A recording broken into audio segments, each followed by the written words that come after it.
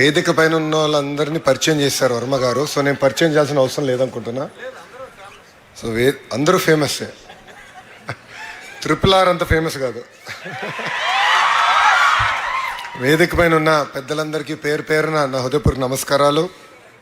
అదేవిధంగా ఈ సమావేశానికి విచ్చేసిన విద్యార్థులందరిని చూస్తుంటే నాకు కూడా నా కాలేజ్ రోజులు గుర్తొస్తున్నాయి. నేను పాదయాత్రలో కూడా చెప్పా నాకు కాలేజ్ లైఫ్ ఉండేది అని, ఆనాటి ముఖ్యమంత్రిని ఉద్దేశించి మాట్లాడుతూ. ఇక్కడున్న విద్యార్థులందరూ నేను తెలియజేయాల్సిన ఒక విషయం, కాలేజ్లో మనం చేసుకున్న ఫ్రెండ్షిప్స్ జీవితాంతం మొత్తం ఉంటాయి. 2019 నుంచి 24 వరకు మేము ప్రతిపక్షంలో ఉన్నప్పుడు కానివ్వండి, అనంతరం చంద్రబాబు నాయుడు గారు అరెస్ట్ తర్వాత కానివ్వండి, కుటుంబం అనేక ఇబ్బందులు ఎదుర్కొంటే నాకు అండగా నిలబడింది మా మిత్రులు, స్నేహితులు. అందుకే చదువుతో పాటు, మరి చదువు వదిలేద్దండి, చదువుతో పాటు మిత్రులతో సమయం గడపాలి.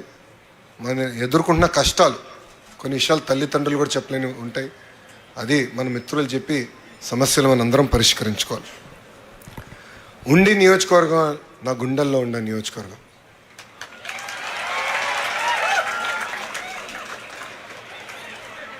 నేను రఘురాజ్ గారి గురించి చెప్పలే, ఉండి నియోజకవర్గం గురించి చెప్పా. గురువుగారు నుంచున్నారు.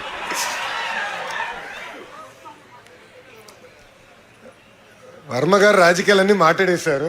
నేను కాలేజీలో రాజకీయాలు మాట్లాడాలనుకోలేదు, కానీ ఒక్క విషయం చెప్పాల్సింది అనుకుంది ఏంటంటే, తెలుగుదేశం పార్టీ ఆవిర్భావం దగ్గర నుంచి పార్టీకి అండగా నిలబడిన నియోజకవర్గం ఉండి నియోజకవర్గం. ఒక మాటలో చెప్పాలంటే